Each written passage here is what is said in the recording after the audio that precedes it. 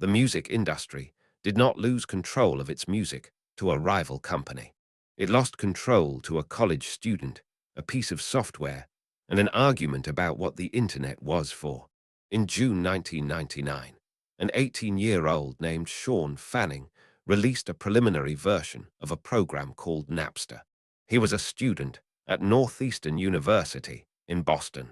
Within weeks, hundreds of students on that campus were using it to trade music files with each other, free. His co-founder was Sean Parker. The name came from Fanning's nickname, Nappy, a reference to his hair. What they built was simple and unprecedented. A program that let one person search another person's hard drive for music files and copy them directly without paying anyone. The format was MP3, a compression standard that could shrink a song to a tenth of its original size while keeping acceptable sound quality. MP3 files had existed for years. What had not existed was a way to find them across the internet that was this easy. Napster's key design decision was its central server. Unlike later file-sharing systems that scattered data across the network, Napster kept a single directory on its own machines. Every connected user told the server what files they had. The server maintained the searchable list. When you found a song, the actual file moved directly from one user's computer to another. But the index, the map of what was available, lived on Napster's hardware. That design was the reason Napster was so easy to use. It was also the reason it could be shut down. The service spread with a speed that surprised everyone, including its creators. College campuses were the first amplifiers. Students on fast dormitory networks discovered that searching for almost any song and downloading it took seconds. The demand was so intense that at some universities, as much as 61% of external network traffic was MP3 file transfers. Many colleges blocked the software outright, not because of copyright concerns at first, but because their networks could not handle the load. By the time Napster reached its peak, it had about 80 million registered users. To put that in perspective, in February 2001, the verified user count was 26.4 million people worldwide. This was not a niche tool. It was one of the fastest growing applications the internet had ever seen. The record industry saw what was happening and moved quickly. On December the 6th, 1999, the Recording Industry Association of America filed a lawsuit against Napster on behalf of 18 record companies. The lead plaintiff was A&M Records. The case was called A&M Records versus Napster, and it would become the first major legal test of copyright law against peer-to-peer file sharing. The lawsuit was meant to shut Napster down. Instead, the publicity brought a flood of new users. People who had never heard of the software read about it in the news and signed up. Then Metallica got involved. In early 2000, the band discovered that a demo of their song, I Disappear, was circulating on Napster before its official release. The song had already been played on radio stations across the United States, which was how the band found out. Their entire back catalog was also available on the network. On April the 13th, 2000, Metallica filed a lawsuit.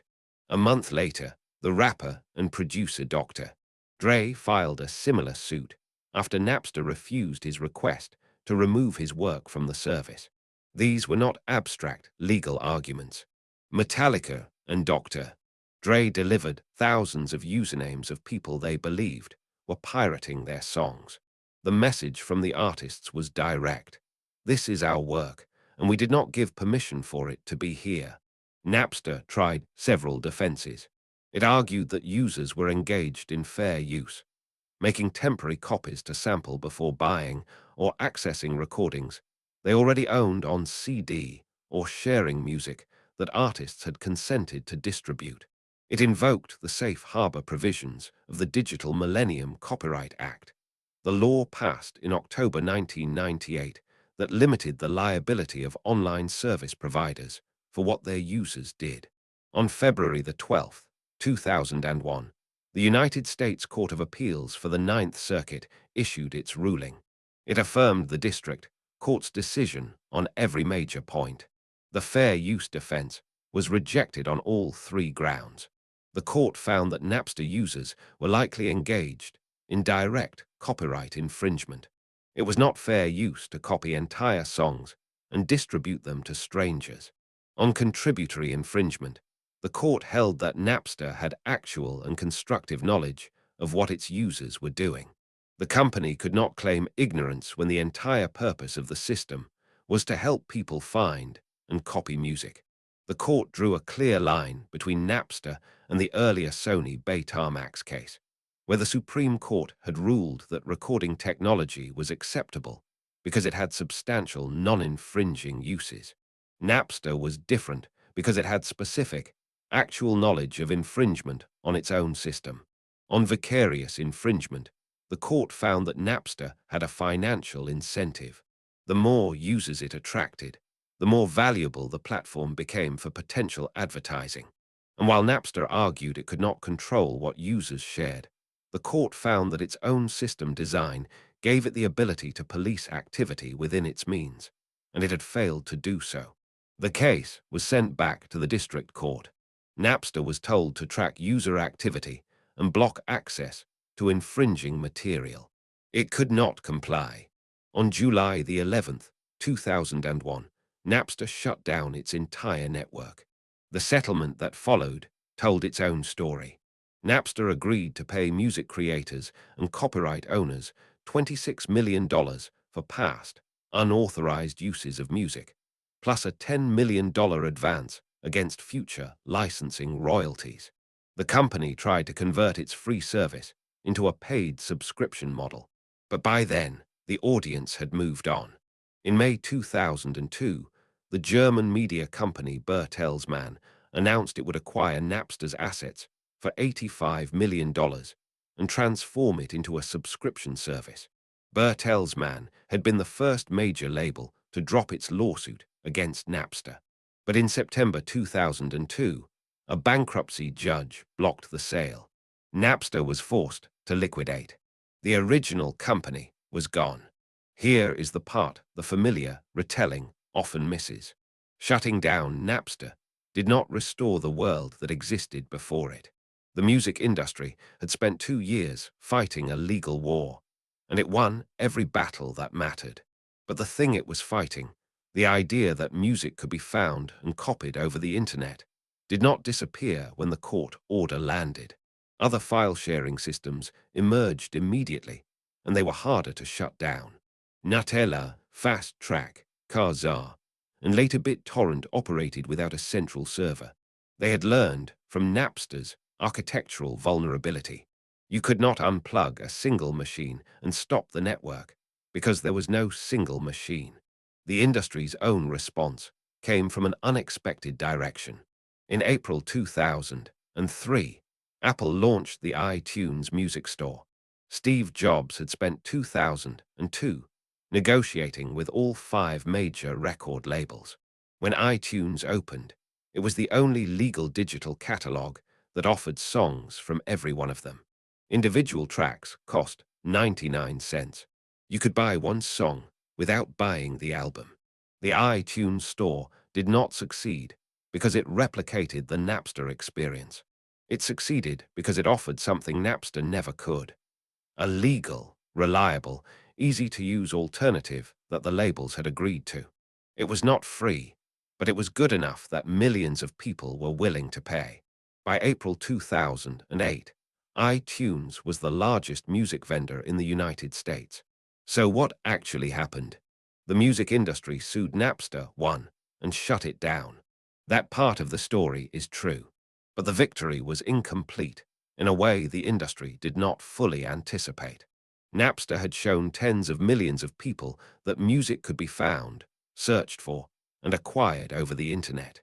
That expectation did not go away when the company died.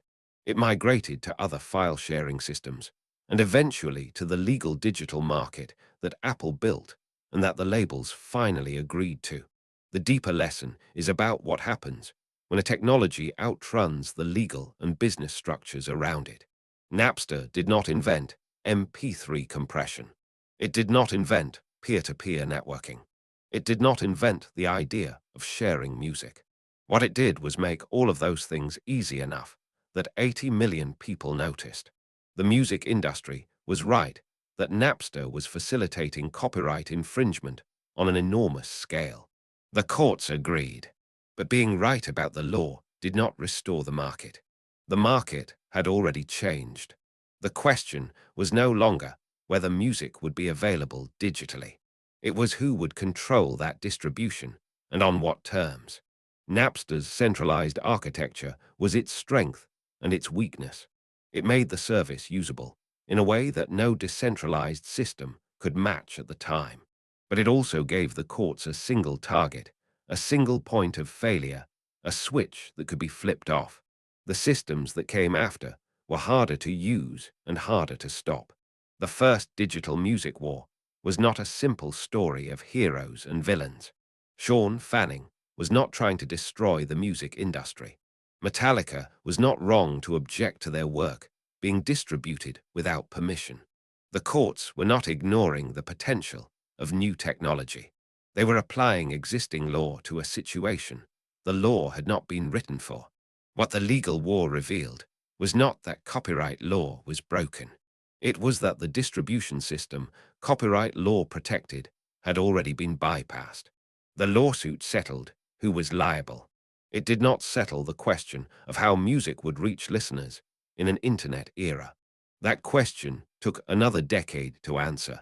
The answer turned out to be not file sharing and not downloads, but streaming. But that is a different story. The Napster story ends here.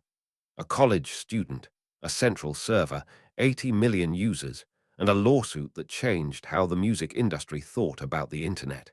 Not by winning, by proving that the old system was already gone.